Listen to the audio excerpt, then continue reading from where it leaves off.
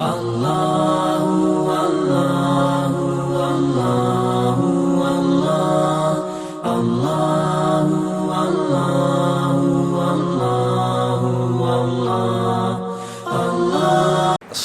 علیکم ورحمۃ اللہ وبرکاتہ۔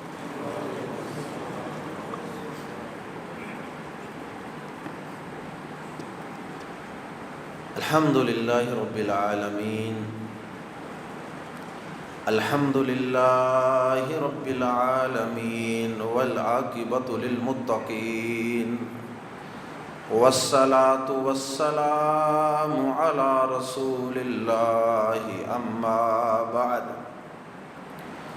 اعوذ باللہ السمیع العلیم من الشیطان الرجیم من ہمزہ ونفخہ ونفثہ۔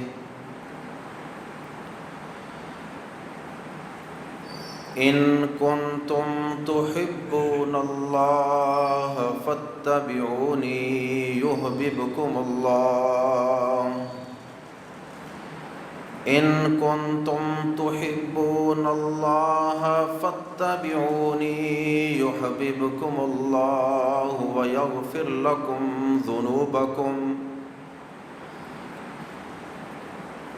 قابل احترام بھائیوں، بزرگوں اور ننھے منھے بچوں،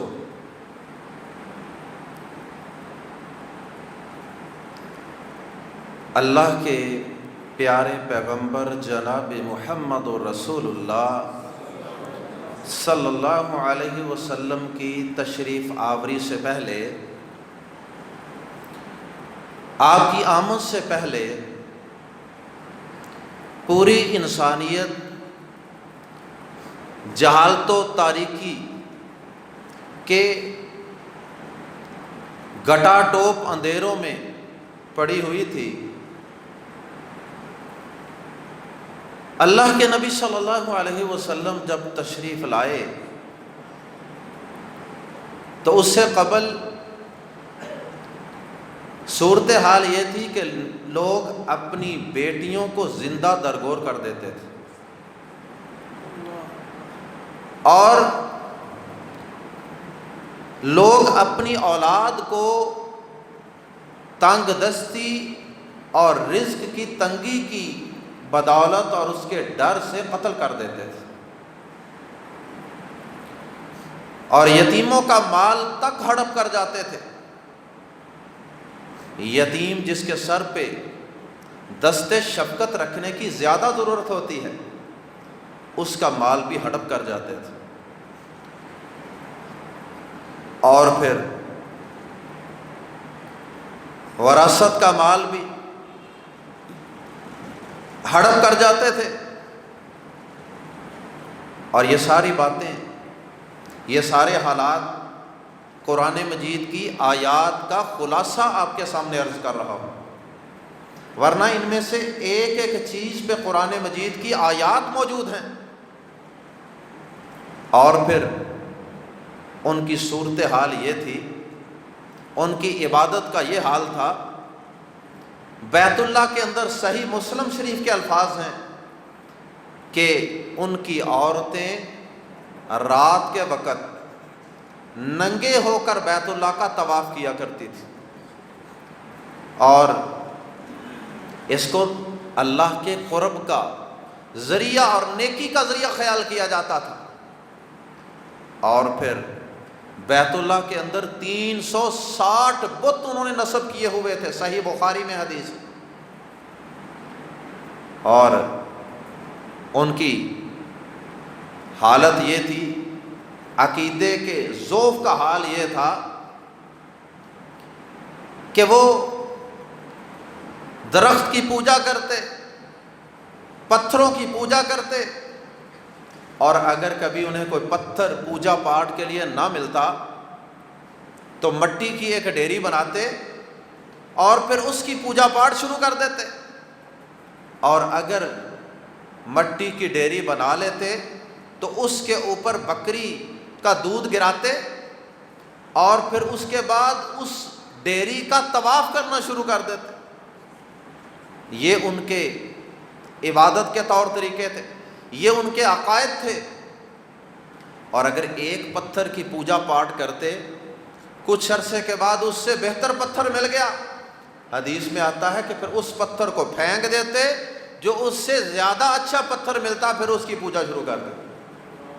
یہ ان کے عقیدے کی کمزوری کا یہ حال تھا. اور انہوں نے قرآن مجید سورۃ توبہ کے مطابق انہوں نے حرمت والے 4 مہینے جو اللہ پاک نے زمین و آسمان کی پیدائش کے وقت سے مقرر کیے تھے، 4 مہینے حرمت والے، احترام والے، ان 4 مہینوں کو بھی انہوں نے آگے پیچھے کر دیا تھا، خلط ملط کر دیا تھا. اور پھر ان کی حالت یہ تھی، اللہ اکبر، قتل و غارت بالکل معاشرے کے اندر عام تھا. چھوٹی چھوٹی باتوں پہ قتل و غارت، قبیلوں کی لڑائی، کبھی پانی پینے پلانے پہ جھگڑا، کبھی گھوڑا آگے دوڑانے پہ جھگڑا. چھوٹی چھوٹی باتوں پہ وہ ایک دوسرے کے خون کے پیاسے ہو جاتے تھے. اللہ اکبر. اس معاشرے کے اندر مذہبی کتابوں کا حال یہ تھا کہ انہوں نے آسمانی کتابوں تورات اور انجیل کے ساتھ یہ سلوک کر رکھا تھا کہ ان کے اندر اپنی من مرضی کی باتیں شامل کر دی تھی. آسمانی کتابوں تک میں تحریف اور تبدیلیاں کر لی تھیں، اور اپنی من مانی کی ان کی تعویلیں اور تفسیریں کرتے تھے. اور علماء کرام، ان کے علماء کا یہ حال تھا کہ وہ دنیا کے چند ٹکوں کی خاطر، دنیا کے چند روپوں پیسوں کی خاطر وہ جھوٹے فتوے لکھ دیتے تھے اور کہہ دیتے تھے کہ یہ اللہ کی طرف سے ہے. اور پھر یہودیوں کی حالت یہ تھی کہ عزیر علیہ السلام جو اللہ کے پیغمبر تھے، اللہ کے پیغمبر تھے، ان کو اللہ کا بیٹا بنا رکھا تھا. عیسائیوں نے عیسیٰ علیہ السلام جو اللہ کے برگزیدہ پیغمبر تھے، ان کو اللہ کا بیٹا قرار دے رکھا تھا. اور ہدایت نام کی چیز تو ان سے روٹ چکی تھی. کسی کو پتہ ہی نہیں تھا کہ صراط مستقیم کیا ہے، راہ راست کیا ہے، ہدایت کیا ہے، غلط کیا ہے، درست کیا ہے. کسی کو کچھ پتہ نہیں تھا. انسانیت ٹامک ٹوئیاں مار رہی تھی، انسان در در کی ٹھوکریں کھا رہے تھے، اور اپنے علماء کو انہوں نے رب بنا رکھا تھا. بس ان کے علماء، جو کوئی ماڑے موٹے علماء تھے بھی، لنگڑے لولے علماء جو اللہ کی کتابوں تک میں تحریف اور تبدیلی کر کے ان کی مرضی کے فتوے دے دیتے تھے. چند روپے دیں تو اپنی مرضی کا فتویٰ لے لیں. ان علماء کو انہوں نے اپنا رب بنا لیا تھا. رب بنانے سے کیا مراد ہے؟ نبی صلی اللہ علیہ وسلم نے وضاحت فرما دی.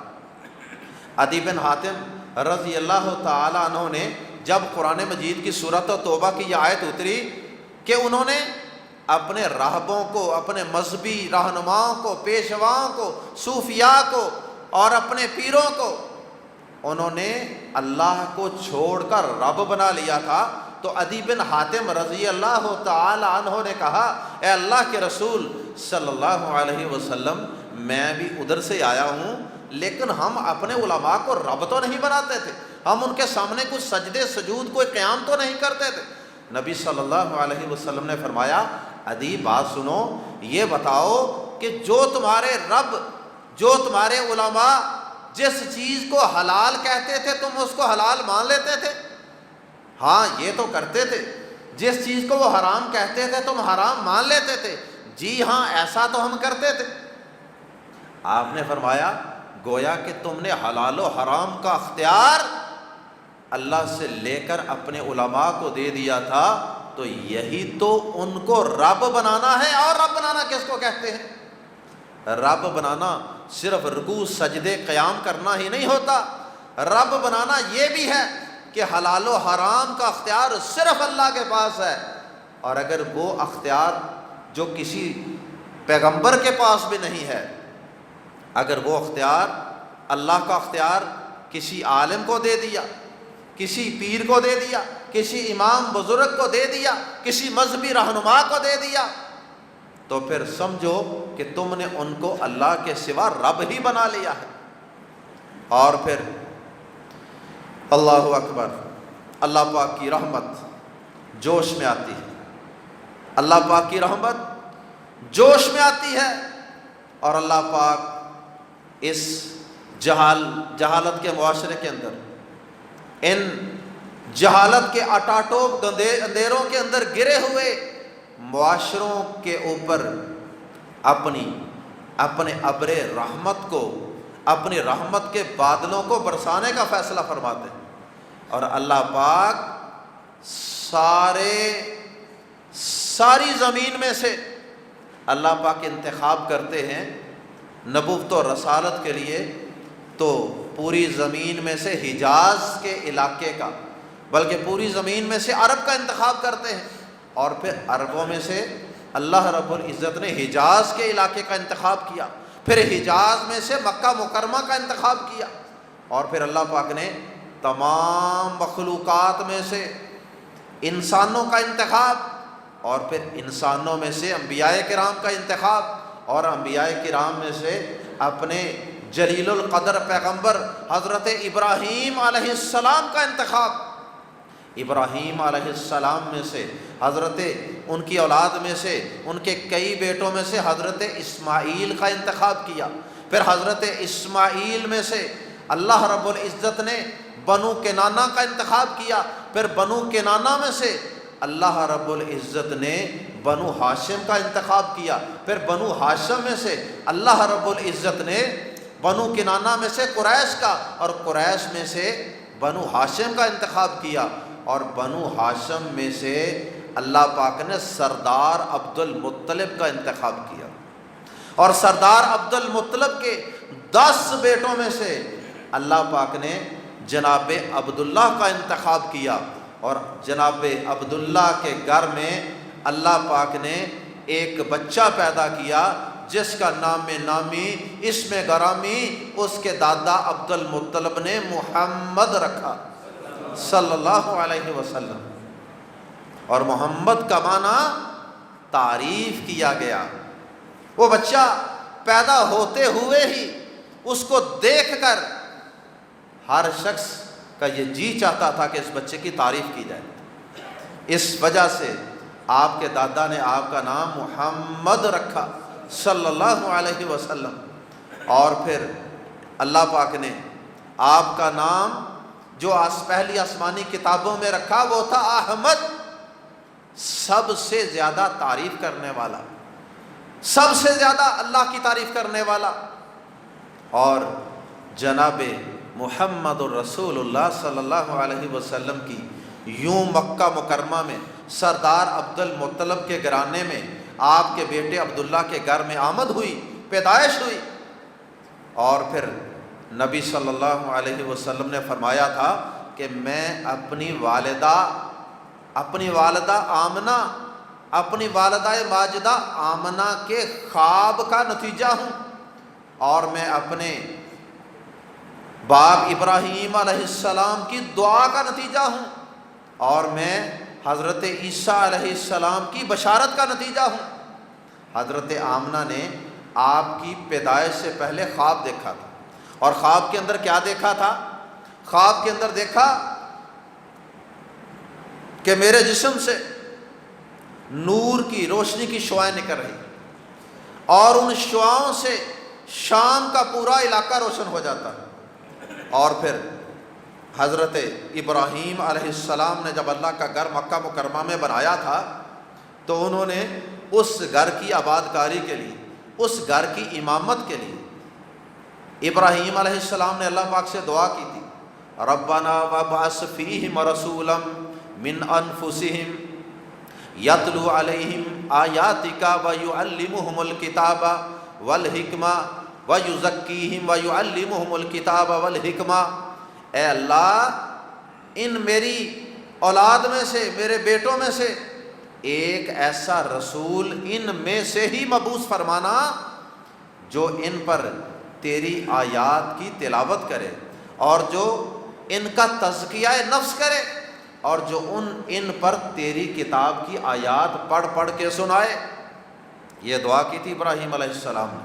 اللہ پاک نے وہ کتنے لمبے عرصے کے بعد اس دعا کو شرف قبولیت سے نوازا، اور نبی پاک صلی اللہ علیہ وسلم کو اسی بیت اللہ کے پاس حضرت عبداللہ کے گھر میں پیدا فرما دیا۔ تو نبی صلی اللہ علیہ وسلم کی مکہ مکرمہ میں آمد ہوئی، 40 سال کا وقت گزرا، اور 40 سال کے بعد اللہ رب العزت نے جناب حضرت محمد صلی اللہ علیہ وسلم کو 40 سال کے عرصے میں بھی آپ کو ہر قسم کی آلائش سے، گناہ سے، بری مجلس سے، میلوں ٹھیلوں سے، شرک سے، بت پرستی سے، شراب سے، ہر چیز سے اللہ پاک نے محفوظ رکھا۔ اور پھر نبی پاک صلی اللہ علیہ وسلم کے قلب اطہر کو 2 دفعہ اللہ پاک نے جبریل امین کو بھیج کر آپ کے سینہ مبارک کو، آپ کے قلب اطہر کو چاک کیا، اور اس کے اندر سے آپ کے سینے کو چاک کر کے آپ کے قلب اطہر کو باہر نکالا، اور اس کو آب زمزم سے دھو کر اس کے اندر علم و حکمت کو بھر دیا، علم و حکمت اور دانائی کو بھر دیا، اور پھر اس کے بعد آپ کے سینہ مبارک کو دوبارہ بند کر دیا، سی دیا، سٹچنگ کر دی۔ اللہ اکبر۔ اور یہ نشانات آپ کے سینہ مبارک کے اندر آپ کی بڑی عمر کے اندر بھی موجود تھے۔ نبی پاک صلی اللہ علیہ وسلم کی شان و مرتبت، آپ کی شان و عظمت اس سے بڑھ کر کیا ہوگی کہ اللہ پاک نے 2 دفعہ آپریشن کروا کے قلب اطہر کو باہر نکال کے آب زمزم سے دھویا اور اس میں علم و حکمت کو بھر دیا، اور پھر اللہ پاک نے اپنے نبی پاک صلی اللہ علیہ وسلم پر جو 1 دفعہ درود پڑھے، جو آپ کے اوپر 1 دفعہ رحمتوں برکتوں کے نزول کی دعا کرے، اللہم صلی علی محمد وعلی آل محمد وبارک وسلم، یا صلی اللہ علیہ وآلہ وسلم پڑھے، تو 1 دفعہ رحمت کی دعا کرے، 1 دفعہ درود و سلام پڑھے، آپ نے فرمایا کہ اللہ پاک اس پر 10 دفعہ رحمتیں اور برکتیں نازل فرما دیتا۔ یہ وہی ہمارے نبی پاک صلی اللہ علیہ وسلم ہیں کہ جن کی اطاعت کو اللہ پاک نے اپنی اطاعت قرار دے دیا۔ من یطیع اللہ فقد اطاع اللہ، جس نے ہمارے رسول کی اطاعت کی اس نے گویا کہ میری اللہ کی اطاعت کی۔ اللہ پاک نے آپ کی اطاعت کو اپنی اطاعت اور فرما برداری قرار دے دیا، اور پھر نبی پاک صلی اللہ علیہ وسلم کی محبت کو، آپ سے محبت کو، آپ پر ایمان کو، آپ صلی اللہ علیہ وسلم سے محبت کو ایک مسلمان کے ایمان کا نہ صرف حصہ بنا دیا، نہ صرف جزو ایمان بنا دیا، بلکہ ایمان کے لیے لازمی قرار دے دیا آپ کی محبت کو، اور فرمایا لا یکون لا یؤمن احدکم حتی اکون احب الیہ من والدہ وولدہ والناس اجمعین، تم میں سے کوئی شخص اتنی دیر تک مومن نہیں ہو سکتا جب تک میں محمد اسے اس کے والدین سے، اس کی اولاد سے، اس کی جان سے، بلکہ تمام لوگوں سے بڑھ کر محبوب نہ ہو جاؤں، میرے سے محبت سب سے زیادہ نہ ہو جائے، اتنی دیر تک اس شخص کا ایمان مکمل ہی نہیں۔ اللہ اکبر۔ نبی پاک صلی اللہ علیہ وسلم کی شان و عظمت اس سے بڑھ کے اور کیا ہوگی؟ اور عمر فاروق رضی اللہ تعالیٰ عنہ نے کہا تھا نا، صحیح بخاری کتاب الایمان میں حدیث ہے، انہوں نے کہا تھا اے اللہ کے نبی صلی اللہ علیہ وسلم، مجھے آپ سے، اپنے والدین سے، اولاد سے، دنیا کے ہر انسان سے، اپنی جان کے سوا ہر چیز سے زیادہ محبت ہے۔ انہوں نے ایک فطری تقاضے کے مطابق بات کر دی کہ شاید ہر انسان کو اپنی جان سے تو فطری طور پہ ہی زیادہ محبت ہوتی ہے، اپنی جان بچانے کی انسان کوشش کرتا ہے، تو اس لحاظ سے انہوں نے آپ سے اپنی محبت کا اظہار کیا۔ نبی صلی اللہ علیہ وسلم نے فرمایا عمر ابھی تیرا ایمان مکمل نہیں ہوا، جب تک میں تجھے اپنے والدین، اولاد، ساری انسانیت کے ساتھ ساتھ تمہاری اپنی جان سے بھی زیادہ عزیز نہ ہو جاؤں، اتنی دیر تک تمہارا ایمان مکمل نہیں ہے۔ عمر فاروق رضی اللہ تعالی عنہ سوچا نہیں، سمجھا نہیں، غور و فکر کرنے کی ضرورت نہیں ہے، کسی سے مشورے کی ضرورت نہیں ہے، بیوی سے مشورہ کرنے کی ضرورت نہیں ہے، دوستوں سے، گھر والوں سے مشورے کی ضرورت نہیں ہے، فوراً اپنے جملے کی، اپنے ایمان کی تجدید کر لی۔ کہنے لگے مجھے علم نہیں تھا، اے اللہ کے رسول صلی اللہ علیہ وسلم، آج کے بعد اسی وقت میں اس بات کا اعلان کرتا ہوں، آج کے بعد عمر کو آپ سے اپنی جان سے بھی زیادہ محبت ہے۔ نبی صلی اللہ علیہ وسلم نے فرمایا الآن یا عمر، اے عمر اب تیرا ایمان مکمل ہوا ہے۔ الآن یا عمر، الآن یا عمر، اے عمر اب تیرا ایمان مکمل ہوا ہے۔ اللہ کے نبی صلی اللہ علیہ وسلم کے علاوہ کوئی ایسی ذات ہے، کوئی ایسی ہستی ہے جس سے محبت کرنا ہمارے ایمان کا حصہ ہو؟ اگر ہم اس سے محبت نہ کریں تو ہمارا ایمان ہی ختم ہو جائے۔ اللہ اکبر۔ اور پھر اللہ اکبر، نبی صلی اللہ علیہ وسلم کی اطاعت کرنے کا ہمیں حکم دیا۔ آپ کی ایک ایک ادا، آپ کی آپ صلی اللہ علیہ وسلم کا ایک ایک فعل، ایک ایک کام، ایک ایک ادا، آپ کا کھانا، آپ کا پینا، آپ کا بولنا، آپ کا ہنسنا، آپ کا چلنا، آپ کا سونے کا انداز، آپ کا کاروبار کا طریقہ، ہر چیز کو اللہ پاک نے ہمارے لیے اسوہ حسنہ بنا دیا، انسانیت کے لیے بہترین نمونہ بنا دیا۔ سورۃ الاحزاب، لقد کان لکم فی رسول اللہ اسوۃ حسنۃ لمن کان یرجو اللہ والیوم الآخر، فرمایا کہ یقیناً اللہ کے رسول صلی اللہ علیہ وسلم کی زندگی میں تمہارے لیے بہترین نمونہ ہے، بہترین نمونہ ہے، ماڈل ہے آپ کی زندگی۔ آپ کا کوئی اور، آپ کے لیے کوئی اور قائد اعظم، کوئی مرشد اعظم، کوئی رہنما، کوئی راہبر، کوئی آپ کے لیے رول ماڈل اور نہیں ہے۔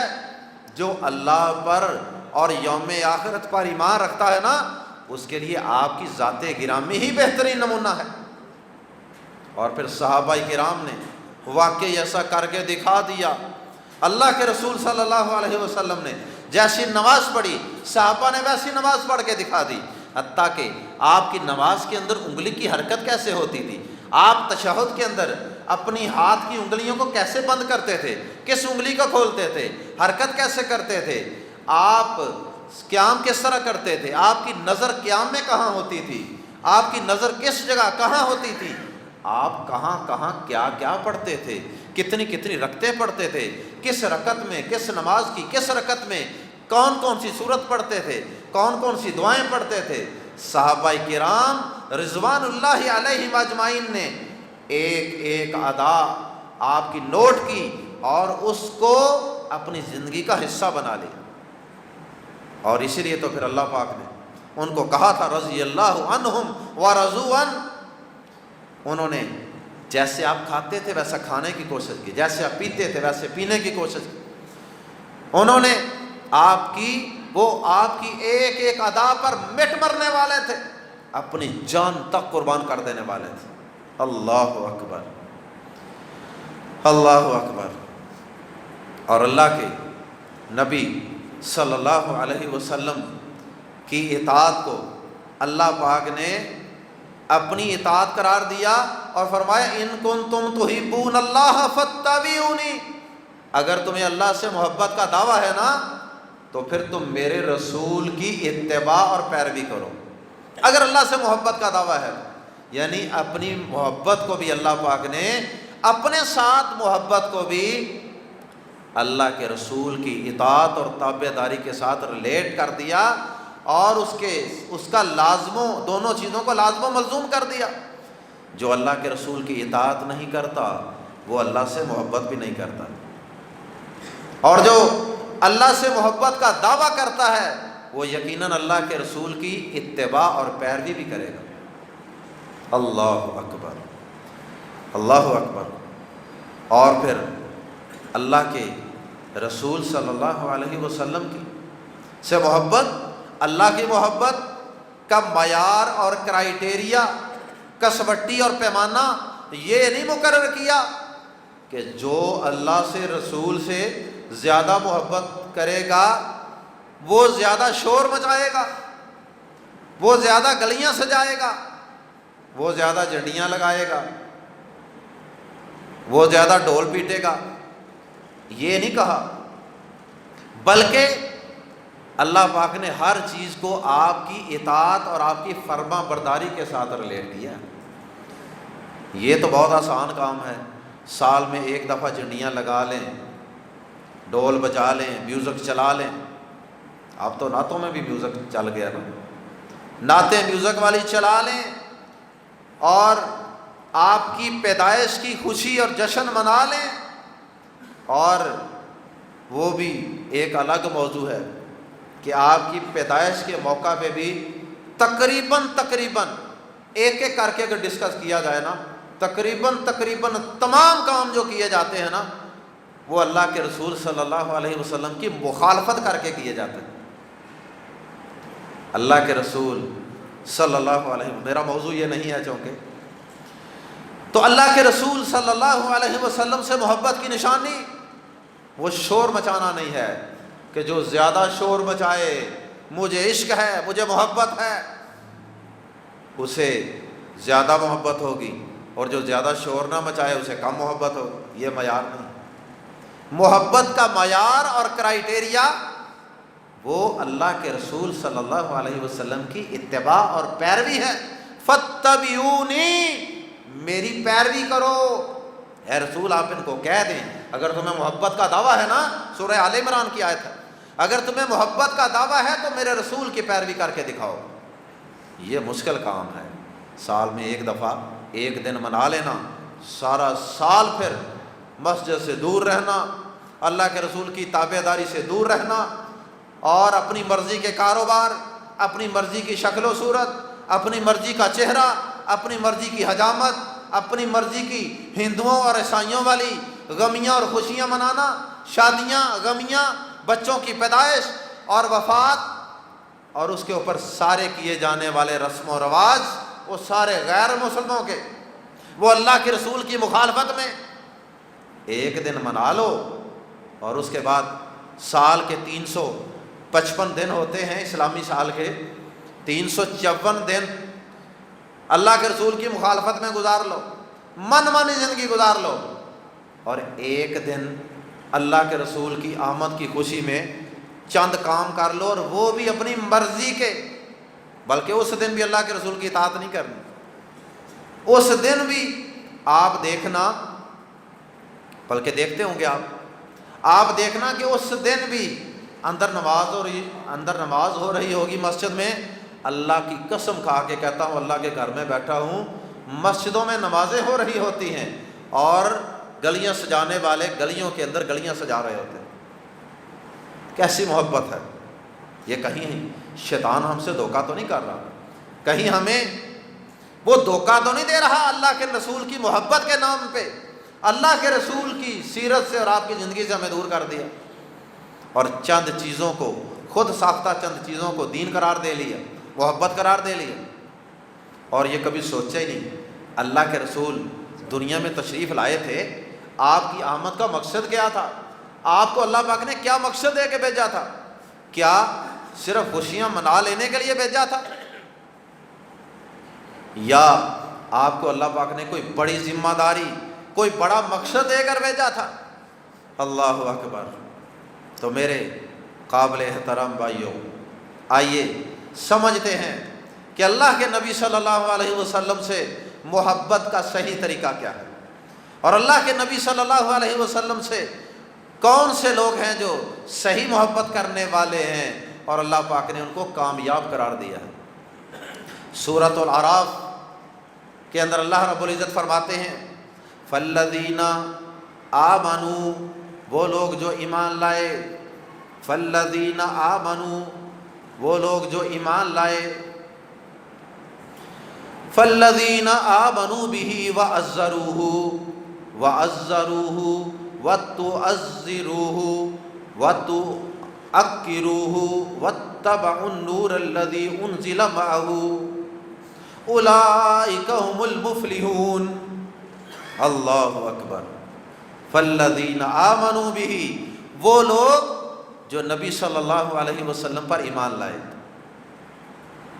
پہلا وصف کامیاب ہونے والے لوگوں کی صفات اللہ نے بیان کی ہے، فالذین آمنوا بہ، جو آپ پر ایمان لائے، اور اس کے بعد دوسرا کام کیا کیا، وعزروہ، اور انہوں نے آپ کی تعظیم کی۔ بعض نے اس کا ترجمہ کیا انہوں نے آپ کی تائید کی، اور اس کے بعد فرمایا کہ وَتُعَكِّرُوهُ وَنَصَرُوهُ، وہ دوسری جگہ پہ آتا ہے وَتُعَكِّرُوهُ، سورۃ الاعراف کے اندر ہے وَنَصَرُوهُ، اور انہوں نے اللہ کے نبی صلی اللہ علیہ وسلم کی مدد فرمائی۔ فَالَّذِينَ آمَنُوا بِهِ وَتُعَزِّرُوهُ وَنَصَرُوهُ، وہ لوگ جو آپ پر ایمان لائے اور انہوں نے آپ کی تعظیم کی، آپ کا احترام کیا، آپ کا ادب کیا اور آپ کی مدد کی۔ اور اس کے بعد آپ کی مدد کی کا کیا مطلب؟ ہم نبی صلی اللہ علیہ وسلم کی مدد کیسے کر سکتے ہیں؟ اللہ کے نبی صلی اللہ علیہ وسلم کے صحابہ نے، انصار و مہاجرین نے آپ کی مدد کی تھی نا، آپ کے ساتھ دعوت کے میدانوں میں مارے کھائیں، ظلم برداشت کیے، آپ کے ساتھ ہجرتیں کی، آپ کے ساتھ بدر و احد، حنین میں، تبوک میں، غزوہ احزاب میں، ہر جگہ انہوں نے تن من دن کی قربانی دے دی، مارے بھی کھاتے رہے، قربانیاں بھی دیتے رہے، خون بھی پیش کرتے رہے، پسینے بھی بہاتے رہے، تھکاوٹیں بھی برداشت کرتے رہے، تلواریں بھی چلاتے رہے، گھر بار قبیلے کنبے کو خیر بات کہتے رہے، ہجرت بھی کرتے رہے، وطن کو چھوڑتے رہے۔ انہوں نے کی تھی صحیح معنوں میں مدد۔ اللہ کے رسول صلی اللہ علیہ وسلم، وہ ایک دفعہ غزوہ بدر کے موقع پہ اللہ کے نبی صلی اللہ علیہ وسلم کے ایک صحابی نے کہا تھا نا، سعد رضی اللہ تعالیٰ عنہ نے، انہوں نے کہا تھا اللہ کے رسول صلی اللہ علیہ وسلم، اللہ کی قسم ہم آپ مشورہ کر رہے تھے نا غزوہ بدر کے حوالے سے، لڑائی کے حوالے سے کیا کرنا چاہیے، دشمن بڑا طاقتور ہے، تعداد بڑی ہے، اسلحہ بڑا ہے، اور ہم بڑے کمزور ہیں، 300 کچھ تعداد ہے، اور نہ زیادہ سواریاں ہیں نہ اسلحہ ہے، تو ایک طرف سے تجارتی قافلہ ہے، ایک طرف سے کافروں کا لشکر جرار مسلح لشکر مکہ سے آ رہا ہے، کس کے ساتھ لڑنا چاہیے؟ اللہ پاک نے دو میں سے ایک کا وعدہ کیا۔ سعد رضی اللہ تعالیٰ عنہ کھڑے ہوئے، پہلے ابو بکر صدیق کھڑے ہوئے، عمر فاروق کھڑے ہوئے، آپ نے ان کی بات سن لی، لیکن آپ نے اپنا چہرہ مبارک دوسری طرف کر لی، کیونکہ یہ مہاجر صحابی تھے، یہ آپ کے ساتھ ہی آئے تھے، اور آپ کو ان پر اعتماد بھی تھا کہ جو اپنا گھر بار چھوڑ آئے ہیں وہ آپ بھی ساتھ دیں۔ آپ چاہتے تھے کہ جو انصار صحابہ ہیں ان میں سے کوئی کھڑا ہو۔ سعد رضی اللہ تعالیٰ عنہ کھڑے ہوئے، وہ مدینہ کے رہائشی تھے، انصاری صحابی تھے۔ انہوں نے کہا اللہ کے رسول صلی اللہ علیہ وسلم، لگتا ہے آپ کا روئے سخن ہماری طرف، انصار کی طرف ہے، آپ ہماری رائے پوچھنا چاہ رہے ہیں۔ اللہ کے رسول صلی اللہ علیہ وسلم، اس ذات کی قسم جس کے قبضہ میں، جس کی مٹھی میں میری جان ہے، اللہ کی قسم ہم آپ کے آگے بھی لڑیں گے، ہم آپ کے پیچھے بھی لڑیں گے، ہم آپ کے دائیں بھی لڑیں گے، ہم آپ کے بائیں بھی لڑیں گے، اللہ کی قسم اگر آپ ہمیں حکم دیں گے ہم برکل-غماد تک جائیں گے۔ یہ حبشہ کا ایک علاقہ تھا، اور اللہ کی قسم اگر آپ ہمیں کہیں گے تو ہم سمندروں کے اندر اپنے گھوڑوں کو اور اپنی دو سواریوں کو کود دیں گے اور ان کو داخل کر دیں گے۔ اللہ کے رسول صلی اللہ علیہ وسلم کے چہرے پر رونق آ گئی، آپ کا چہرہ چمکنے دمکنے لگ گیا خوشی سے، ان کے جذبات سن کے کہ ہاں واقعی انصار و مہاجرین میرے ساتھ ہیں، اور یہ ان کے جذبے جوان ہیں۔ یہ تھے وہ لوگ جنہوں نے اللہ کے رسول صلی اللہ علیہ وسلم کی مدد کی تھی۔ وَتُعَزِّرُوهُ وَنَصَرُوهُ، انہوں نے اللہ کے رسول صلی اللہ علیہ وسلم کا صرف زبانی ادب و احترام نہیں کیا، وہ آپ کا ادب بھی کرتے تھے، آپ کے وضو کے پانی کو بھی پکڑ لیتے تھے۔ اللہ اکبر، آپ کی موجودگی میں اللہ پاک کے منع کرنے کے بعد سورۃ الحجرات کے مطابق اپنی آوازوں کو آپ کی مجلس میں بلند نہیں کرتے تھے، آپ کی موجودگی میں ایک دوسرے سے بھی اونچی آواز سے بات نہیں کرتے تھے۔ اور پھر اس کے بعد کئی صحابہ تھے وہ تو گھروں میں بیٹھ گئے جن کی آوازیں اونچی تھیں، اس ڈر سے کہ کہیں آپ کی کوئی گستاخی اور بے ادبی نہ ہو جائے۔ اللہ اکبر، پھر آپ کو دور سے حجروں کے باہر سے آوازیں دینے سے اللہ پاک نے منع کر دیا۔ پھر صحابہ نے کبھی ساری زندگی آپ کو آواز دے کے نہیں بلایا، یا رسول اللہ یا رسول اللہ صلی اللہ علیہ وسلم کہہ کے بلاتے تھے۔ اللہ اکبر، وہ آپ کا بڑا ادب و احترام کرتے تھے۔ اور پھر انہوں نے اللہ کے رسول صلی اللہ علیہ وسلم کی مدد کرنے، آپ کے مشن کو دنیا میں پھیلانے اور اس کو دنیا کے اندر نافذ کرنے کے اندر آپ کی مدد کا حق ادا کر دیا۔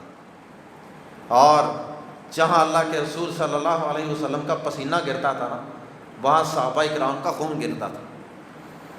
اور غزوہ احد دیکھ لیں، آپ کے آگے پیچھے دائیں بائیں صحابہ نے باقاعدہ آپ کو اپنے حصار میں لیا ہوا تھا اور اپنی چھاتیوں پر تیر کھاتے رہے اور اللہ کے رسول صلی اللہ علیہ وسلم کا دفاع کرتے رہے۔ اللہ اکبر، تو فرمایا کہ فالذین آمنوا بہ وعزروہ ونصروہ واتبعوا النور الذی انزل بہ، اور اگلا کام کیا کیا؟ اور انہوں نے اس نور ہدایت کی پیروی کی جو اللہ پاک نے آپ پر نازل فرمایا تھا۔ اور وہ نور ہدایت کیا تھا؟ قرآن مجید تھا۔ تو جنہوں نے اس نور ہدایت کی پیروی کی، یہ کام جنہوں نے کیے نا، زبانی نہیں، ہم تو گلیاں سجا رہے ہوتے ہیں اور نماز نہیں آتی، اتحیات سن کے دیکھ لیں نہیں آتی، نماز نہیں آتی، وضو کا طریقہ نہیں آتا، رستے بند کر کر کے لوگوں کو رستے روک کے باقاعدہ پریشان کیا جاتا ہے، ایمبولینسوں کو پریشان کیا جاتا ہے، مسافروں کو پریشان کر رہے ہیں۔ وہ اللہ کا رسول جس نے رستہ بند کر کے نماز پڑھنے سے بھی منع کیا تھا، اس رسول کی آمد پر ہم کل ابھی ہم جی ٹی روڈ سے گزر رہے تھے، جی ٹی روڈ ہمارے شہر گجرانوالہ کے اندر جی ٹی روڈ یقین کریں بند تھا۔ تو کیا ہے، اللہ کے رسول کی آمد کی خوشی میں جی ٹی روڈ بند کر دیا۔ کوئی بیچارہ کہیں جا رہا ہے، کوئی کہیں جا رہا ہے، کوئی کدھر سے پریشان ہو رہا ہے۔ اللہ اکبر، تو قرآن تو ان لوگوں کو اللہ معاف کرے، اکثریت کو قرآن مجید پر عمل کرنا، اس کی پیروی کرنا تو بڑی دور کی بات ہے۔ قرآن مجید ناظرہ نہیں آتا، آپ سن کے دیکھ لیں کتنے لوگ ہیں مسلمانوں میں سے جن کو قرآن مجید ناظرہ آتا، کتنے ہیں جن کو ترجمہ آتا ہے۔ تو اللہ پاک نے کیا فرمایا؟ وہ لوگ جو آپ پر صحیح معنوں میں ایمان لائے، جنہوں نے آپ کی تعظیم اور آپ کا ادب کیا، اور جن لوگوں نے آپ کے مشن میں آپ کی تائید کی، آپ کی نصرت کی، آپ کی مدد کی۔ صحابہ نے کی تھی تو صحابہ کے جانے کے بعد اب وہ ذمہ داری کس کے کندھوں پہ ہے؟ آج وہ ذمہ داری ہمارے کندھوں پہ ہے۔ اللہ کے دین لوگوں تک پہنچانا، اس کو پھیلانا، اس کے متعلق غلط فہمیوں اور شکوک و شبہات کو دور کرنا، اور اسی طرح جہاد فی سبیل اللہ کے اندر مظلوموں کی مدد کے لیے اپنی تن من دن کی قربانی دینا، یہ سارے کام جو صحابہ نے کیے تھے آپ کی نصرت کے لیے، آپ کی مدد کے لیے، آپ کے مشن کو پورا کرنے کے لیے، وہ آج ہماری ذمہ داری۔ اور پھر قرآن کی پیروی کی، اس دین کی، اس قرآن کی پیروی کی جو آپ پر اللہ پاک نے نازل فرمایا۔ آخر میں اللہ پاک نے فرمایا اولئک ھم المفلحون، یہ لوگ ہیں جو فلاح پانے والے ہیں، یہ لوگ ہیں جو کامیاب ہونے والے ہیں۔ اب اللہ پاک کامیاب ہونے والے کن کو قرار دے رہا ہے؟ جن کے اندر یہ اوصاف ہے۔ اور ہمیں نہ قرآن ناظرہ آتا ہے، نہ قرآن کا ترجمہ آتا ہے، نہ قرآن پہ عمل کا پتہ ہے۔ میرے قابل احترام بھائیوں، آئیے اس بات کا عزم کریں، ارادہ کریں کہ ہم انشاءاللہ ان کامیاب ہونے والے لوگوں میں اپنے آپ کو شامل کرنے کی کوشش کریں گے جن کے اوصاف اللہ پاک نے قرآن مجید کے اندر بیان کیے ہیں۔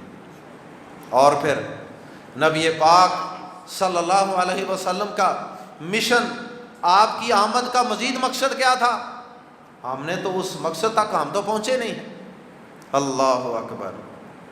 اللہ پاک نے سورہ آل عمران کے اندر بھی بیان کیا، سورہ جمعہ کے اندر بھی بیان کیا، قرآن مجید کے اندر چار مقامات پہ اللہ پاک نے یہ نبی صلی اللہ علیہ وسلم کی بعثت کے، آپ کی آمد کے مقاصد بیان کیے۔ اور وہ مقصد نمبر 1، اللہ پاک نے سورہ آل عمران کے اندر آپ کی نبوت و رسالت کو اپنا احسان قرار دیا۔ لَقَدْ مَنَّ اللَّهُ عَلَى الْمُؤْمِنِينَ إِذْ بَعَثَ فِيهِمْ رَسُولًا مِّنْ أَنفُسِهِمْ، اللہ پاک نے یقیناً ایمان والوں پر اس وقت بہت بڑا احسان کیا جب اللہ پاک نے ان میں سے ہی ایک رسول ان میں مبعوث کر دیا۔ اللہ پاک نے اس وقت اہل ایمان پر بہت بڑا احسان کیا تھا۔ احسان کیوں نہ ہوتا؟ آپ کی آمد سے پہلے جو حالات تھے میں نے آپ کے سامنے عرض کیے نا، ٹامک ٹوئیاں مار رہے تھے لوگ، تو اللہ پاک کا احسان تو ہوا نا۔ پھر آپ کی آمد سے انسانیت پہ اللہ پاک کی رحمت برسی، اللہ پاک کا احسان ہوا۔ اور وہ رسول کرے گا کیا؟ وہ رسول کرے گا کیا؟ یتلو علیہم آیاتہ، وہ ان پر اس کی آیات کی تلاوت کرے گا۔ اور کیا کرے گا؟ وَيُزَكِّيهِمْ، اور وہ رسول ان انسانوں کی، ان اللہ کے بندوں کے تزکیہ نفس کرے گا، ان کے نفوس، ان کے دلوں، ان کے ظاہر اور ان کے باطن کو پاک صاف کرے گا، شرک سے پاک کرے گا، کفر سے پاک کرے گا، نجاست سے، حسد سے، بغض سے اور نفرت سے، ساری چیزوں سے یہ رسول ان لوگوں کے سینوں کو، ان کے دلوں کو پاک کرے گا۔ ظاہراً بھی پاک صاف کرے گا، جسمانی صفائی، طہارت، پاکیزگی، اور باطنی طور پہ بھی ان کی صفائی اور پاکیزگی کا اہتمام کرے گا یہ رسول۔ اللہ اکبر۔ اور پھر تیسرے نمبر پہ کیا کرے گا؟ تیسرے نمبر پہ وَيُعَلِّمُهُمُ الْكِتَابَ وَالْحِكْمَةَ، اور یہ رسول انہیں کتاب و حکمت کی تعلیم دے گا۔ یہ رسول انہیں کتاب و حکمت کی تعلیم دے گا۔ حکمت کیا ہے؟ اللہ کے رسول صلی اللہ علیہ وسلم کی حدیث اور آپ کی سنت کو حکمت کہا جاتا ہے۔ امام شافعی رحمہ اللہ فرماتے ہیں کہ میں جتنے بھی علماء سے ملا ہوں، ہر عالم سے میں نے الحکمہ کی تشریح آپ کی حدیث ہی سنی ہے۔ سارے علماء یہ سمجھتے تھے الحکمہ سے مراد آپ کی سنت ہے، آپ کی حدیث ہے۔ تو نبی صلی اللہ علیہ وسلم پہلے نمبر پہ قرآن پاک کی تلاوت لوگوں کو سناتے ہیں۔ قرآن مجید کی تلاوت کا اپنا ایک اثر ہوتا ہے، ایک ایک حرف پڑھنے پہ 10 نیکیاں، انسان کی روح پہ تازگی آتی ہے، اور پھر اس کتاب کے ذریعے تزکیہ نفس بھی کرنا ہے، اور پھر کتاب و حکمت کی، کتاب و سنت کی، قرآن و حدیث کی تعلیم بھی دینی ہے، ان کو سکھانا بھی ہے۔ سکھانا کیسے؟ ترجمہ پڑھیں گے، تفسیر پڑھیں گے تو ہمیں کتاب و حکمت کی سمجھ آئے گی نا۔ اللہ کے رسول نے صحابہ کو سکھایا، صحابہ کرام کی تو اپنی زبان تھی عربی، اس کے باوجود صحابہ کرام قرآن سیکھتے تھے تو اللہ کے رسول سے سیکھتے تھے۔ قرآن سیکھتے تھے تو اللہ کے رسول سے سیکھتے تھے۔ وہ اپنی مرضی سے قرآن عربی زبان اور گرامر کی روشنی میں نہیں سیکھتے تھے، جیسے کہ بعض جدید دانشور یہ لوگوں کو باور کروانے کی کوشش کرتے ہیں کہ جی عربی زبان کے مطابق قرآن کو سیکھیں، حدیث کی کوئی ضرورت نہیں ہے، اعلیٰ یاذ باللہ۔ قرآن کی تفسیر اور تشریح سیکھنی ہے حدیث مصطفیٰ صلی اللہ علیہ وسلم سے، تو یہ آپ کا تیسرا کام ہے۔ اور اللہ کے نبی صلی اللہ علیہ وسلم نے واقعی یہ کام کر کے دکھا دی۔ اللہ اکبر۔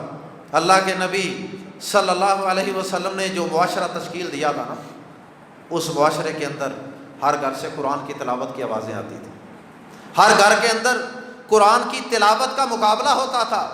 اللہ کے رسول صلی اللہ علیہ وسلم ایک دفعہ مسجد نبوی میں تشریف لے جاتے ہیں، اور آپ دیکھتے ہیں کہ ابو بکر صدیق نماز تہجد میں کھڑے ہیں اور قرآن کی تلاوت کر رہے ہیں، لیکن بہت آہستہ آواز سے، تھوڑا سا آگے جاتے ہیں، ایک اور ستون کے پاس عمر فاروق کھڑے ہیں، وہ بھی قرآن کی تلاوت کر رہے ہیں لیکن زیادہ اونچی آواز کے ساتھ۔ پھر آپ اور آگے جاتے ہیں، قرآن کی آوازیں آ رہی ہیں، پھر آپ واپس آئے اور جب صحابہ تہجد پڑھ کے فارغ ہو گئے، آپ نے کہا ابو بکر آپ بڑی آہستہ آواز سے قرآن کی تلاوت کر رہے تھے۔ کہنے لگے اللہ کے رسول صلی اللہ علیہ وسلم، میں جس سے سرگوشیاں کر رہا تھا نا، وہ میری آواز کو آہستہ بھی سن رہا تھا۔ عمر فاروق رضی اللہ تعالیٰ عنہ سے پوچھا ہے، عمر آپ بڑی اونچی آواز سے قرآن پڑھ رہے تھے، خیریت تو تھی، آپ کس لیے اونچی پڑھ رہے تھے؟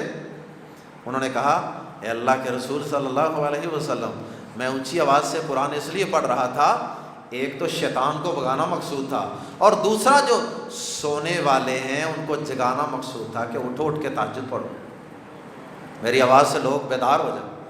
اللہ اکبر۔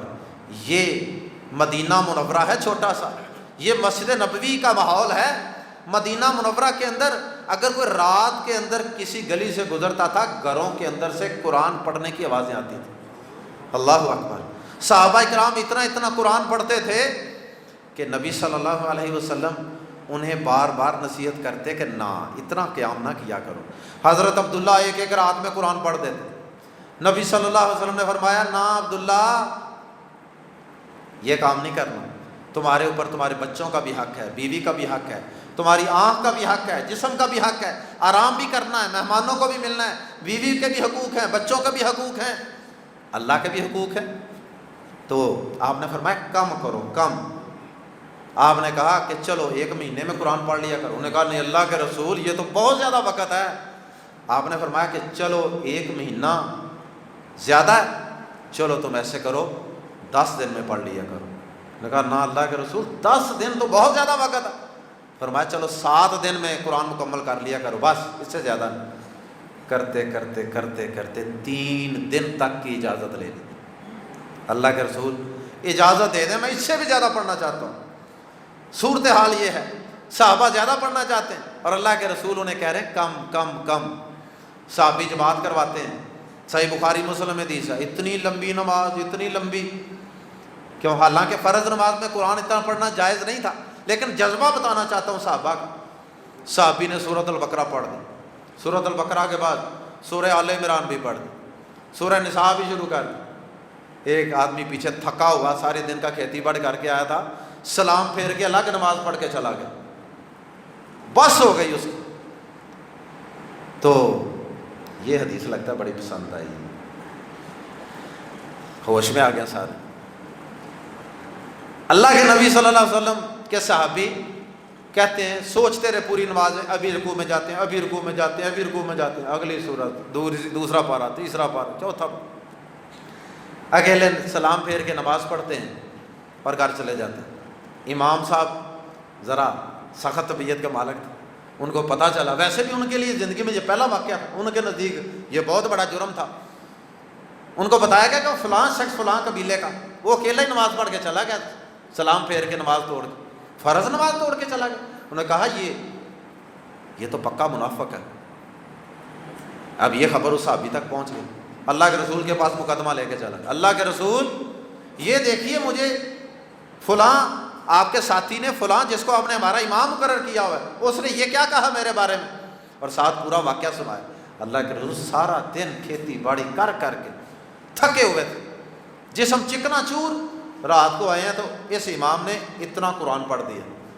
آپ نے اس امام کو بلایا، اس کو ڈانٹا، کہا نہیں، فرض نماز کے اندر اتنی لمبی نماز نہیں پڑھانی، اتنا لمبا قیام نہیں کرنا، اس لیے کہ ان میں ان فیہم الصغیر والکبیر والضعیف وذا الحاجہ، ان میں ضرورت والے بھی ہیں، چھوٹے بھی ہیں، بڑے بھی ہیں، کمزور بھی ہیں، بوڑھے بھی ہیں، کام والے بھی ہیں، تو ایسا نہیں کرنا۔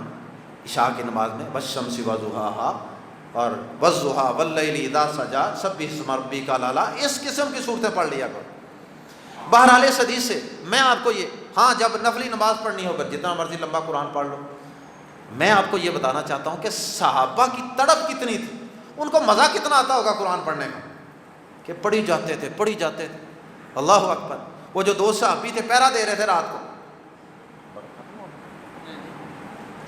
وہ جو 2 صحابی تھے, غزوہ وہ ٹاکیوں والا غزوہ ذات الرقاع, جس کے اندر صحابہ کرام چل چل کے جوتے گھس گئے تھے, ٹوٹ گئے تھے, ٹاکیاں باندھ کے صحابہ سفر کرتے رہے تھے.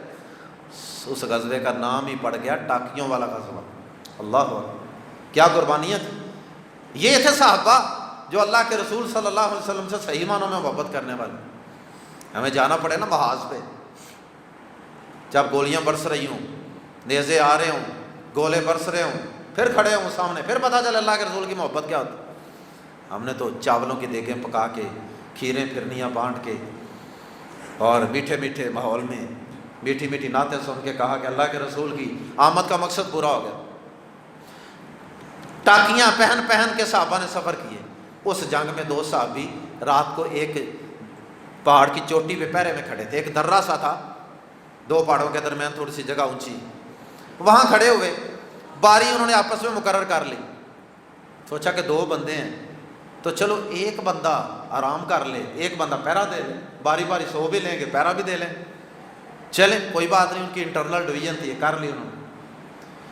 اللہ اکبر. اب دیکھیں مزید ہرس, جو جاگ رہا تھا نا اس نے کہا یار دشمن تو آئے گا تو پتہ چل ہی جانا ہے, کھڑا تو ہوں نا, کوئی شور شرابہ تو ہوگا ہی نا, اگر دشمن آئے گا تو چلو باوضو بھی ہوں, رات کا آخری پہر ہے, اللہ پاک آسمان دنیا پہ آئے ہوئے, تو چلو کھڑے ہو کے تہجد ہی پڑھ.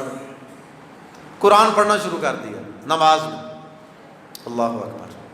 سورۃ الکہف پڑھنی شروع کر دی. ایسا مزہ آیا, ایسا مزہ آیا. دشمن دور سے آیا, چند افراد دشمن کا ایک چھوٹا سا دستہ روانہ ہوا ادھر سے حملہ آور ہونے کے لیے مسلمانوں. دور سے دیکھا کہ پہاڑ کے اوپر کوئی ایک چیز کھڑی ہے, پتہ نہیں کوئی درخت ہے, کوئی درخت کا تنا ہے یا کوئی انسان ہے. پر انہوں نے ایک تیر مارا دور سے چیک کرنے کے لیے. تیر مارا تو کوئی حرکت نہیں ہوئی. انہوں نے مزید پیش قدمی کی, آگے بڑھے اور آگے, پھر انہوں نے مزید تیر مارا, حتیٰ کہ اس صحابی کے جسم سے خون بہنا شروع ہو گیا. ایک تیر کھایا, نماز جاری رکھی. اللہ اکبر. جب انہوں نے دیکھا نا کہ اب دشمن کے قدموں کی آہٹ سنائی دے رہی ہے, دشمن قریب آ گیا, انہوں نے پھر اپنے ساتھی کو بیدار کیا. اور ابھی دشمن دور تھا, کچھ دور سے تیر مار رہا تھا دشمن. اپنے ساتھی کو ہلایا, جگایا. جب انہوں نے حالت دیکھی, جسم میں تیر پیوست ہیں, خون بھی بہہ رہا ہے, اور اللہ کے بندے یہ کیا حالت کی ہے, تم نے مجھے پہلے کیوں نہیں جگایا؟ انہوں نے کہا کہ اصل میں نے نماز شروع کر لی تھی, اور نماز کے اندر میں نے ایک ایسی صورت شروع کر لی تھی, اللہ کی قسم مجھے وہ صورت پڑھنے کا اتنا چس آ رہا تھا, اتنا ٹیسٹ آ رہا تھا, اتنا لطف آ رہا تھا, میرے ایمان میں ایسی تازگی آ رہی تھی, اللہ کی قسم اگر اللہ کے رسول صلی اللہ علیہ وسلم نے جو ذمہ داری لگائی تھی نا پہرا دینے کی, اگر مجھے اس ذمہ داری میں غفلت کا خطرہ نہ ہوتا کہ وہ ذمہ داری ادا ہونے سے رہ جائے گی, اللہ کے رسول ناراض ہوں گے, اگر یہ خطرہ نہ ہوتا, اللہ کی قسم میرے جسم سے روح پرواز کر جاتی, لیکن میں وہ صورت مکمل کیے بغیر کبھی اپنی نماز کو ختم نہ کرتا. میں نے تو صرف اس ڈر سے نماز کو چھوڑ دیا کہ کہیں اللہ کے رسول کہیں کہ ذمہ داری تمہاری کیا لگائی تھی اور تم کیا کرتے رہے. یہ وہ صحابہ تھے جن کو اللہ کے رسول صلی اللہ علیہ وسلم نے قرآن مجید کی آیات کی تلاوت کر کر کے, قرآن کے ذریعے ان کی تربیت کر کر کے ان کا تزکیہ نفس کیا تھا, ان کے دلوں کو پاک کر دیا تھا, باہر سے بھی اندر سے بھی ان کا تزکیہ کر دیا تھا. اللہ اکبر. اور اسی قرآن کے اندر اللہ پاک نے 11 قسمیں کھائیں, والشمس وضحاها والقمر اذا طلاها والنهار اذا جلاها واللیل اذا یغشاها. 11 قسمیں کھانے کے بعد کہا قد افلح من زکاها وقد خاب من دساها. یقیناً وہ شخص کامیاب ہو گیا, وہ کامیاب و کامران ہو گیا جس نے اپنے دل کو, اپنے نفس کو, اپنے باطن کو, اپنے اندر کو پاک کر لیا. اور یقیناً ناکام و نامراد ہو گیا وہ شخص جس نے اپنے نفس کو گندا اور پراگندہ کر لیا، گناہوں کے اندر لبیڑ لیا، گناہوں کے اندر اپنے نفس کو گناہوں سے بھر لیا، پراگندہ کر لیا، وہ ناکام و نامراد ہو گیا۔ اللہ اکبر، یہ تھا تزکیہ نفس۔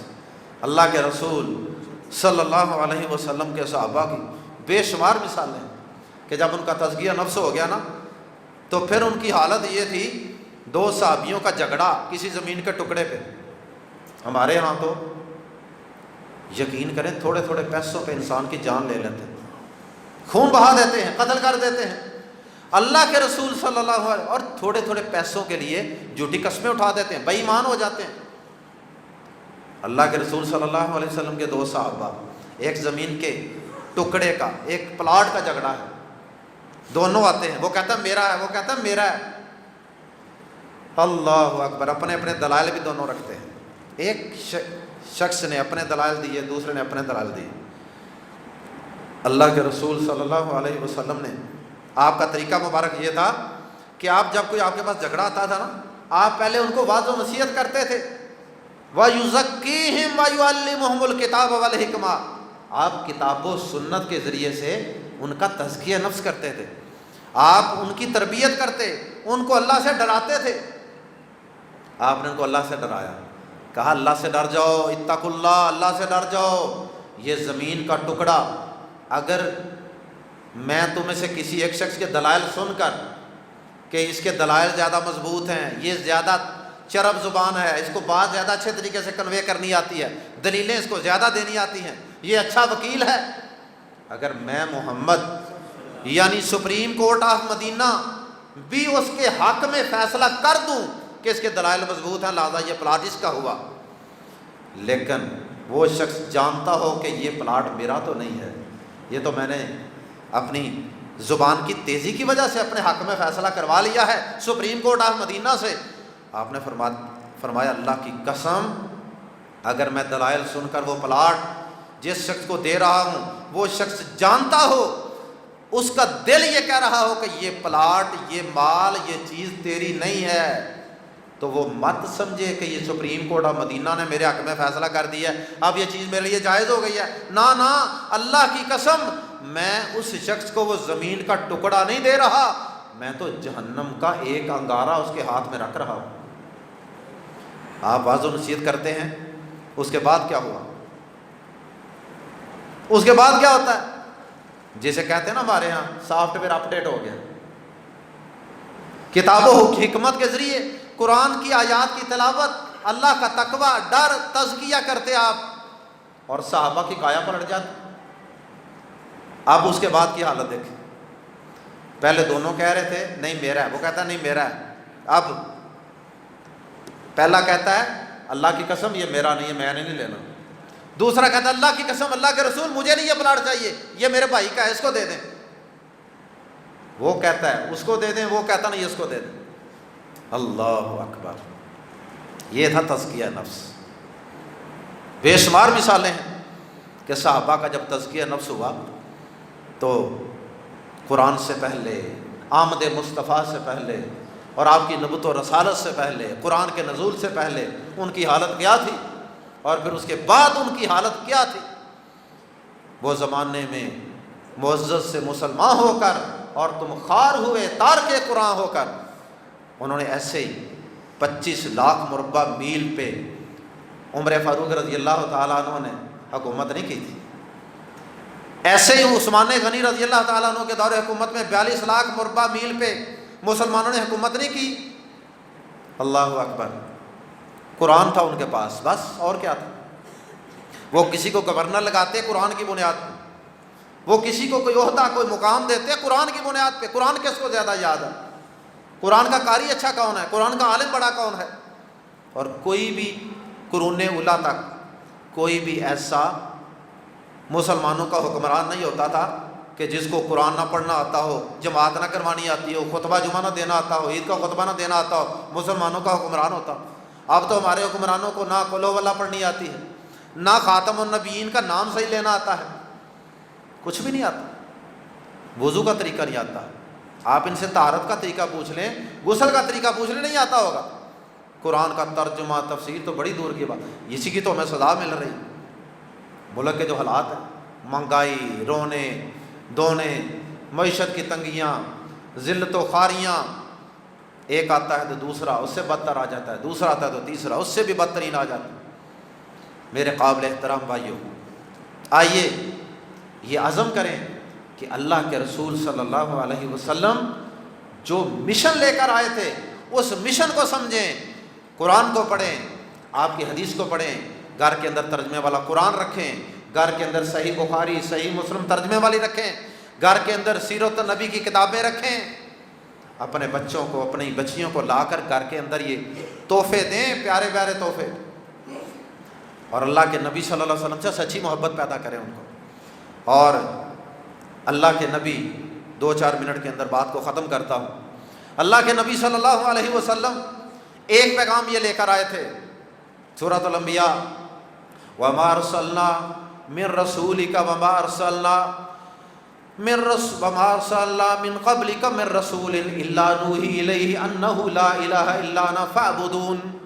اے ربی صلی اللہ علیہ وسلم، ہم نے آپ کو بھی اور آپ سے پہلے بھی جتنے رسول بھیجے ہیں نا، سب کو یہ مقصد، یہ مشن دے کر بھیجا تھا کہ لوگوں کو جا کے یہ بات اچھی طرح بتا دو، سمجھا دو کہ اللہ کے علاوہ کوئی عبادت کے لائق نہیں ہے، اللہ کے علاوہ کوئی مشکل کشا نہیں، کوئی بگڑی بنانے والا نہیں، کوئی غریب نواز نہیں، کوئی داتا، کوئی گنج بخش نہیں ہے، کوئی شفا دینے والا نہیں، کوئی کشتی کو، ڈوبی ہوئی کشتی کو تارنے والا نہیں ہے۔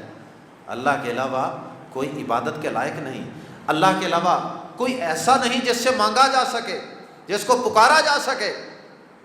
اور آج نبی صلی اللہ علیہ وسلم نہیں بلکہ سارے نبیوں کو یہ مقصد دے کے بھیجا گیا تھا کہ اللہ کی توحید لوگوں کو سکھائیں، لیکن آج ہم نے ہر کلومیٹر 2 کلومیٹر پہ ہم نے ایک الگ نیا معبود بنایا ہوا ہے، اس کی پوجا ہو رہی ہے، پاٹ ہو رہی ہے، سجدے ہو رہے ہیں، طواف ہو رہے ہیں، نظریں نیازیں ہو رہی ہیں، مانگا جا رہا ہے۔ اللہ اکبر، اللہ تعالیٰ کی رحمتیں آئیں تو کیسے آئیں۔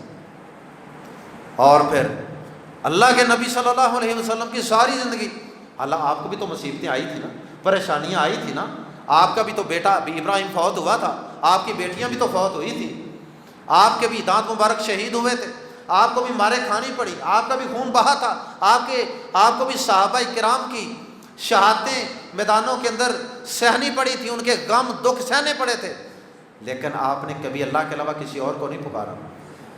کسی صحابی کی مصیبت کے اندر، پریشانی کے اندر اسے کوئی چھلا نہیں دیا، کوئی کڑا نہیں دیا، کوئی تعویذ نہیں دیا، فلاں جگہ جھاڑو پھیرو، یہ نہیں کہا، بلکہ ان کو ہمیشہ یہی کہا ہے کہ مصیبت آ جائے تو کیا پڑھو، یا حی یا قیوم برحمتک استغیث، اے زندہ و جاوید اللہ برحمتک استغیث، میں صرف تیری رحمت کا امیدوار ہوں۔ مصیبت پریشانی آ جائے، آپ نے فرمایا پڑھو اللہ اللہ ربی، اللہ اللہ ربی، اللہ ہی اللہ میرا رب ہے، لا اشرک بہ شیئا، اے اللہ میں تیرے ساتھ کسی کو شریک نہیں ٹھہراتا، یا اللہ مجھے اس مصیبت سے نکال لے، میں تیرے ساتھ بے وفائی نہیں کرتا، میں تجھے ہی پکاروں۔ اللہ اکبر۔ اور ساری زندگی اپنوں کی دشمنی، بیگانوں کی دشمنی، یعنی اپنے رشتہ داروں، کوہ صفا پہ چڑھے، واز کیا توحید کا، قولوا لا الہ الا اللہ۔ ابو جہل نے کیا، ابو لہب نے کیا کہا، سارا کچھ سنا، سارے قبیلے، خاندان، پورا مکہ آپ کے خلاف کیوں ہوا تھا؟ اسی عقیدہ توحید کی وجہ سے۔ آپ کی آمد کا مقصد عقیدہ توحید ہے۔ اگر ہم نے توحید نہیں سمجھی تو سمجھے کہ ہم نے آپ کے آنے کا کوئی مقصد پورا نہیں کیا، اللہ کی قسم۔ اور آخری بات، اگر اللہ کی نبی صلی اللہ علیہ وسلم کے یہ مقاصد ہیں تو آپ کا ایک اور مقصد بھی تھا آنے کا۔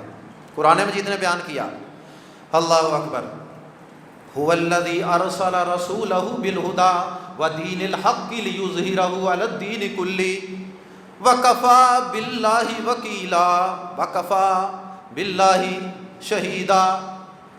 اور کہیں پہ کہا ولو کارہ المشرکون، اور اگرچہ کافروں کو برا لگے۔ اللہ پاک نے اللہ وہ ذات ہے جس نے اپنے رسول کو دین حق دے کر بھیجا، ہدایت اور دین حق دے کر بھیجا، تاکہ آپ لوگوں کو ہدایت کا رستہ واضح کر کے بتائیں، اور دین حق دین اسلام دے کر بھیجا، لِيُظْهِرَهُ عَلَى الدِّينِ كُلِّهِ، تاکہ آپ اس دین اسلام کو تمام ادیان کے اوپر، تمام باطل مذاہب کے اوپر غالب کر دیں۔ دین اسلام صرف اور صرف پھیلانا ہی ہماری ذمہ داری نہیں ہے، صرف تبلیغ نہیں کرنی، دین اسلام غالب آنے کے لیے ہے، دب کر رہنے کے لیے، مغلوب ہو کر رہنے کے لیے، چھپ چھپا کر رہنے کے لیے دین اسلام نہیں ہے۔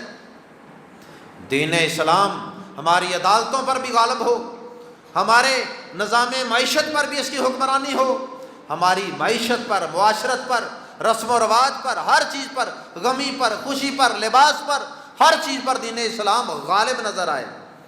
یہ نہیں کہ دین اسلام جی پرائیویٹ مسئلہ ہے ہر شخص کا، کوئی شخص چاہے وہ داڑھی رکھے، کوئی چاہے نہ رکھے، کوئی شخص چاہے نماز پڑھے، کوئی چاہے نہ پڑھے، کوئی شخص چاہے زکوٰۃ دے، کوئی نہ دینا چاہے تو نہ دے، کوئی شخص چاہے تو عدالت میں بیٹھ کے اللہ کی کتاب کے مطابق فیصلہ کرے، کوئی چاہے تو نہ کرے، انگریز کے قانون کے مطابق فیصلہ کرے، ایسا نہیں ہے۔ کوئی چاہے تو معیشت کے اندر سود کو چلاتا رہے، اللہ اور اس کے رسول کے ساتھ اعلان جنگ کو تحفظ دیتا رہے، اور کوئی چاہے تو سود کو ختم کرے، ایسا نہیں ہے۔ دین اسلام آپ نے غالب کر کے دکھایا، آپ نے دعوت تبلیغ کا کام بھی کیا، مکہ میں بھی مدینہ میں بھی۔ اس کے ساتھ ساتھ آپ نے اس دین اسلام کی تبلیغ میں جو رکاوٹیں تھیں، جو فرعون تھے، جو اکڑی ہوئی گردنیں تھیں، جن گردنوں میں سریے تھے، جو اسلام کے رستے میں رکاوٹ تھے، اسلام کے غلبے، اسلام کو قبول کرنے میں رکاوٹ تھے، اللہ کے نبی صلی اللہ علیہ وسلم نے تلوار، جہاد کی تلوار سے ان گردنوں کو بھی کاٹا ہے۔ اور اس کے بعد بدر کے بعد، احد کے بعد، تبوک کے بعد، ان ساری چیزوں کے بعد پھر دین اسلام 23 سال کے مختصر عرصے کے اندر پورے جزیرہ عرب کے اندر غالب آ گیا، اور آپ لاکھوں کی تعداد میں صحابہ تھے جب آپ آخری خطبہ حجۃ الوداع کے موقع پہ آپ ان کو خطاب کر رہے تھے۔ اللہ اکبر، تھوڑے سے عرصے کے اندر، قلیل وقت کے اندر اتنا بڑا انقلاب آ گیا۔ یہ تھے اللہ کے رسول صلی اللہ علیہ وسلم کی بعثت کے، آپ کی آمد کے صحیح معنوں میں مقاصد، جن کو اللہ کے رسول صلی اللہ علیہ وسلم نے پورا کیا۔ اب ہم نے وعدہ کیا کرنا کہ ان مقاصد کی روشنی میں ہم نے پہلے نمبر پہ تو یہ کرنا ہے، اللہ کی کتاب اور آپ کی حکمت، آپ کی سنت حدیث سے محبت کرنی ہے، ان کو پڑھنا ہے، ان کو سمجھنا ہے، اور یہ ارادہ کریں کہ انشاءاللہ اپنے گھروں میں قرآن مجید ترجمے والا اور بخاری شریف اور سیرت کی کتاب، یہ ہر گھر کے اندر ایک ایک کتاب ضرور ہوگی انشاءاللہ۔ کون کون یہ ارادہ کرتا ہے انشاءاللہ؟ ترجمے والا قرآن، بخاری شریف ترجمے والی اور سیرت کی کتاب، یہ تینوں چیزیں انشاءاللہ گھر میں ہوں گی انشاءاللہ۔